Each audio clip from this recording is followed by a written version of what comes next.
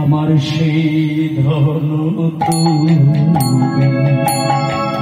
ওহে প্রাণনাথ হরি হরি ওহে প্রাণ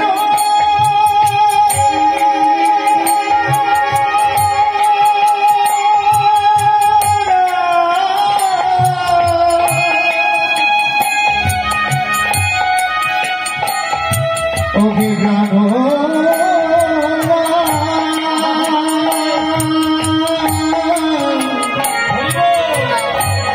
ওহে প্রাণ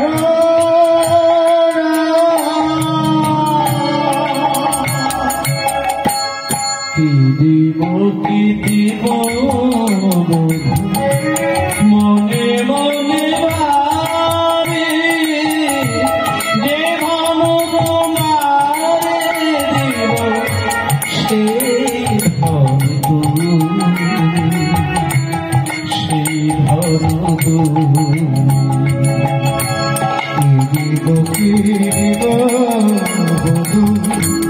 আমি মনে করি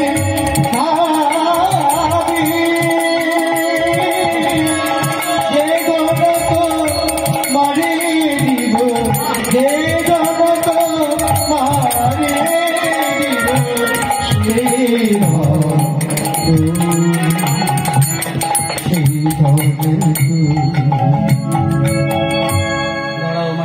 একটুখানি বললি স্বামীকে ভালোবাসার কৌশলটা আজকে রাধারানীর কাছ থেকে শিখে নেব।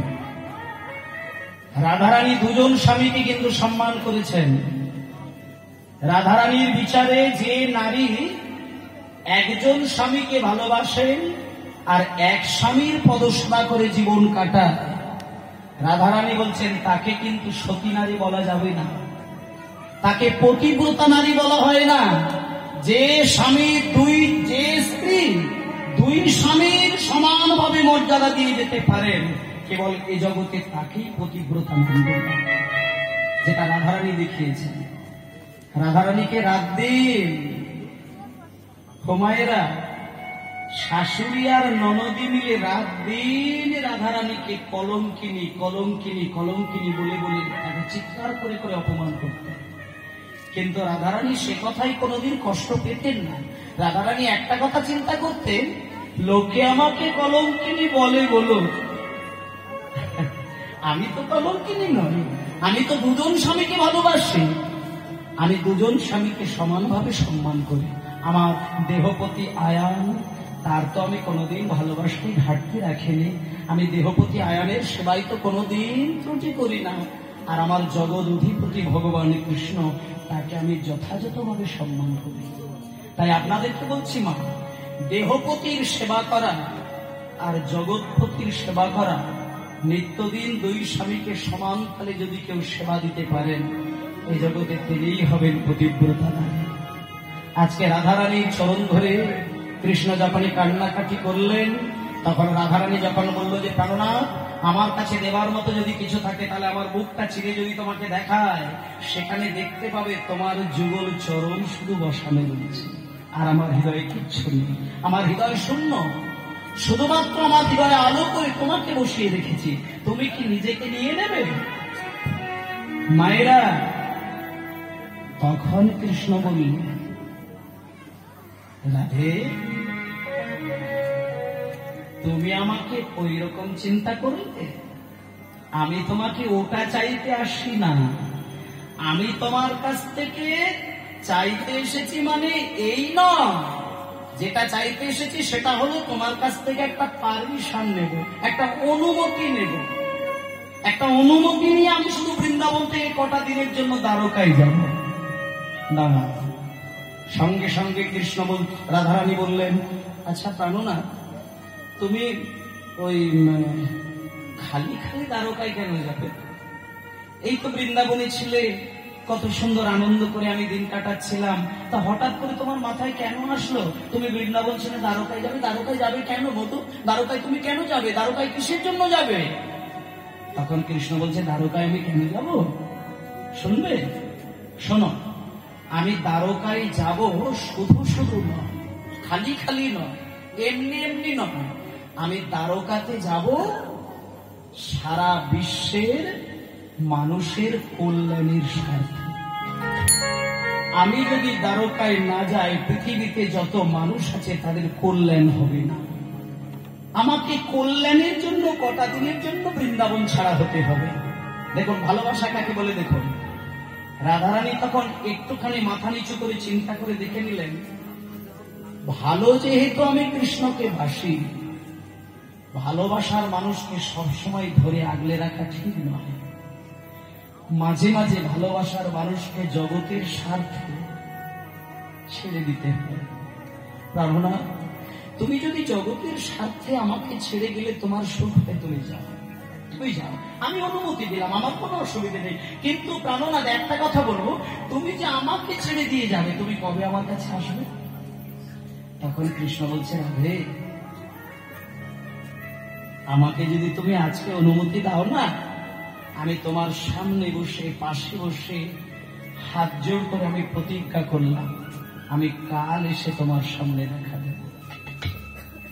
রাধারানী দেখলেন আমার কৃষ্ণ তো কাল আসবে, তাহলে একটা দিনের জন্য প্রাণের মানুষকে তো ছেড়েই থাকা যায়, অসুবিধে নেই। চিন্তা করে নিয়ে বললেন যে প্রাণনাথ তুমি এসো, তবে একটা কথা বলি, কথা যখন তুমি আমাকে দিলে কাল আসবে, তুমি কিন্তু কাল এসো। আমি ওই আশাই রইলাম। মায়েরা, বাড়ির কর্তা যখন শুভ কাজে 2-4 দিনের জন্য বাইরে বার হয়, আমি আমার নিজের ঠাকুরমাকে দেখেছিলাম। আমার ঠাকুরমা, আমার মা আজকে দুজনেই পরলোক গমন করেছেন, নেই। আমার মার সামনে বসে কীর্তন শুনেছিলেন, শুনতে বিগত বহু বছর কীর্তন শুনেছেন। আজকে মাকে হারিয়েছে প্রায় 6 বছর হয়ে গেল। বাবা এখন আছে, বাবা কীর্তন এখনো শুনে। ঠাকুরমাও শুনেছিল, ঠাকুরমা চলে গেছেন গোবিন্দচরণে, মাও চলে গেছেন। তা আমি আমার মাকেও দেখেছিলাম, যখন বাবা কোনোদিনের জন্য 2-4 দিনের জন্য ঘর থেকে বেরিয়ে যায়, মায়ের হাতে যদি 1000টাও কাজ থাকে, সব কাজ ফেলে রেখে দরজার সামনে দাঁড়িয়ে চোখ বন্ধ করে বাবার কল্যাণ কামনার জন্য নীরবে ভগবানকে শুভ চিন্তা করে কথা বলে। তাহলে এটা আপনারাও করেন। স্বামী যদি 2-4 দিন, 6 দিন, 10 দিনের জন্য বাইরে যায়, প্রত্যেকটি মা দরজার সামনে যে ক্ষণে স্বামী বেরিয়ে যায়, সেই ক্ষণে দরজার সামনে দাঁড়িয়ে দাঁড়িয়ে ঠাকুরকে তার মঙ্গল কামনা করেন। আজকে দেখুন, কৃষ্ণ যখন বেরিয়ে যাবে দ্বারকায়, রাধারানী শুধু আর একবার যাওয়ার সময় কৃষ্ণকে মনে করিয়ে দিলেন, প্রাণনাথ, কাল এসে কিন্তু দেখা দিও। আস্তে আস্তে, বাচ্চারা কথা বলবে না, কালকে এসে তুমি দেখা দিও, কিন্তু আমি তোমাকে অনুমতি দিয়ে দিলাম, তুমি এসো, সাবধানে যাবে, সাবধানে আসবে। আমি আজকে দিনটি কোন রকমে কাটিয়ে এসেছি, কালকে আমি তোমার অপেক্ষায় দাঁড়িয়ে থাকবো। এই বলে কুঞ্জ মন্দিরের সামনে রাধারানী দাঁড়িয়ে রইলেন, কৃষ্ণ বেরিয়ে গেল, কৃষ্ণ চলে গেল। রাধারানী চিন্তা করলেন, সারাটা দিন কাটাবো, রাত্রির কাটাবো, সকাল হবে, আমার প্রাণ কৃষ্ণ আমার সামনে এসে দাঁড়াবে। আমি যখন আমার প্রাণনাথকে কাছে পাবো, আমি ছুটতে গিয়ে আমার বুকের মাঝখানে জড়িয়ে ধরব। এই চিন্তা করে রাধারানী রাত্রি কাটালেন। সকাল হয়ে গেল, দরজার সামনে রাধারানী কৃষ্ণ অপেক্ষায় পাগলের মতো কাঁদছেন। সকাল থেকে দুপুর গড়িয়ে, বিকেল গড়িয়ে, সন্ধ্যা নামলো, কৃষ্ণ এলো না। রাধারানী পাগলের মতো কাঁদতে কাঁদতে ঘরের ভেতরে চলে গেল। আমার প্রাণনাথ গেল কোথায়? আমাকে যে বলল কাল আসবো, কোথায় গেল? আরো একটা দিন অপেক্ষা করল, দ্বিতীয় দিন গেল, এলো না। আবারও একটা দিন, তৃতীয় দিন, এলো না। একটা একটা করে 1 মাস কেটে গেল। রাধারানীর কাছে কৃষ্ণ আর ধরা দেয়। আসলে মায়েরা, কৃষ্ণ যদি বলতেন যে আমি পরশু আসব, অবশ্যই কৃষ্ণ আসতেন। ছলনা করে কৃষ্ণ বললেন আমি কাল আসব। রাধার জীবনে কাল চক্র দেখা দিলেন, কৃষ্ণ কিন্তু আর এলো না। তাই জন্য আমাদের হিন্দু সনাতন ধর্মের একটা কথা আছে, কাল বলে কাউকে তুমি কোনো কথা দেবে। যদি কাউকে তুমি কাল বলে কথা দিয়েছ, রাধার জীবনের মতো যদি তোমার হয়, সেই কাল জীবনে তোমার আর আসবে না, কাল চক্র সে জীবনকে শেষ করে দেবে। রাধার জীবনে কৃষ্ণ এলো না। একটা একটা করে দিন কাঁদতে কাঁদতে মায়েরা একটা বছর কেটে গেল। কতদিন স্বামীর অপেক্ষায় কাঁদবে, কতদিন কৃষ্ণ অপেক্ষায় কাঁদবে। কাঁদতে কাঁদতে একটা একটা করে বছর কাটতে কাটতে মাঝখানে যে 10টা বছর কেটে গেছে রাধারানীর হুঁশ নেই। 10টা করে বছর কাটতে কাটতে 80টি বছর কেটে গেল, রাধার হুঁশ নেই। 80টা বছর কাটার পরে আরো 8টি বছর কেটে গেল, 88 বছর পাশ হয়ে গেল, কিন্তু রাধারানীর হুঁশ নেই। আচ্ছা মা, কেউ যদি কারো জীবন থেকে হারিয়ে যায় কতদিন কাঁদতে পারবে, কতদিন কাঁদবে বলুন তো? এই তো আমরা মানুষ, স্বামীকে খুব ভালোবাসি, ছেলেকে খুব ভালোবাসি, মেয়েকে খুব ভালোবাসি, কিন্তু মরে গেলে বা হারিয়ে গেলে কতদিন কাঁদা যায়? 6 মাস, 1 বছর, 2 বছর, 5 বছর, কিন্তু 88 বছর ধরে কি কারোর জন্য কাঁদা যায়? কিন্তু রাধারানীর নীরবে 88 বছর একভাবে চোখ থেকে বন্যা গড়িয়েছে। 88 বছর যখন কেটে গেল, রাধারানীর চোখের জল শুকনো।